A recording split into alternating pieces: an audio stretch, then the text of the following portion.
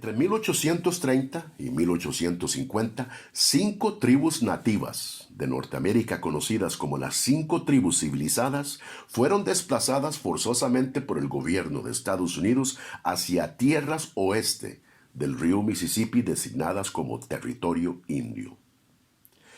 Esta lastimosa peregrinación llena de sufrimiento y llanto se llegó a llamar el Sendero de Lágrimas. Sin embargo, poco se habla de que estos nativos no iban solos. Entre sus pertenencias le seguían más de 4,000 esclavos africanos. Para los incautos y mal informados, la historia de la esclavitud, sobre todo en Norteamérica, es un hecho que involucró y afectó exclusivamente a blancos y negros. Pero como vamos a ver, esto es solo un mito. Estas naciones de nativos que fueron desplazadas estaban compuestas por los Cherokee, los Choctaw, los Creek, los Chickasaw y los Seminolas. Todos dueños colectivamente de miles de esclavos negros durante y después de los días de la colonia.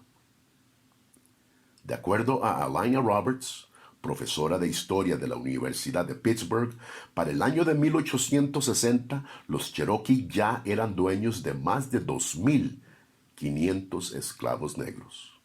Los Choctaw, más de 2,300. Los Creek, más de 1,500. Y los Chickasaw, más de 900. Incluso, antes de ser desplazados, muchos llegaron a ser dueños de plantaciones de tamaño y producción que bien podían haber sido la envidia de muchos blancos, como por ejemplo esta, de 15,000 acres en Mississippi, perteneciente al entonces jefe de la nación Choctaw, el Chief Greenwood LeFlore, dueño de 400 esclavos africanos.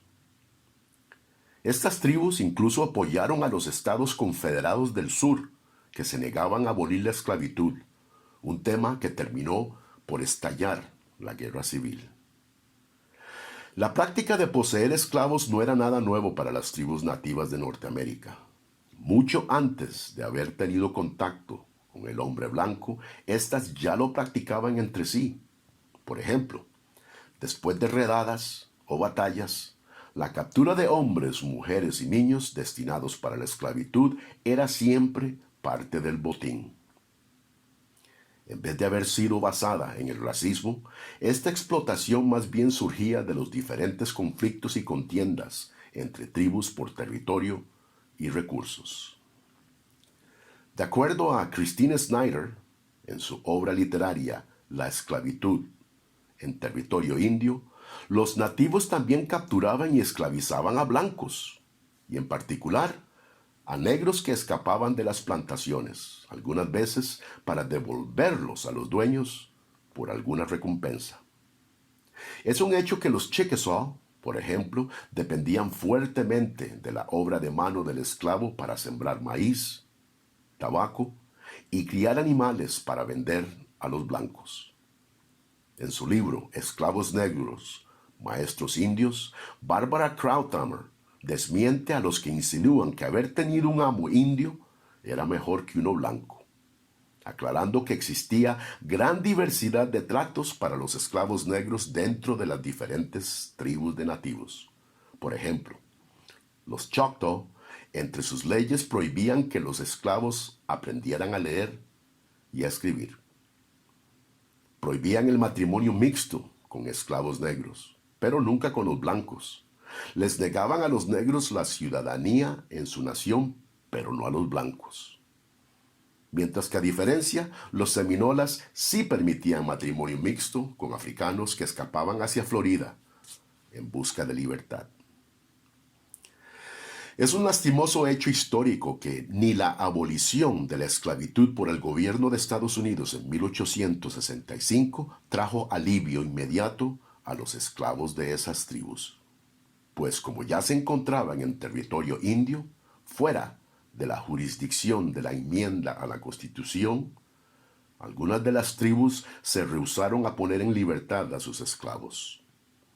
Y no fue sino hasta un año después, en 1866, cuando el gobierno de Estados Unidos tuvo que intervenir con fuertes presiones económicas para que de muy mala gana dieran el brazo a torcer y finalmente concedieran la libertad a los esclavos.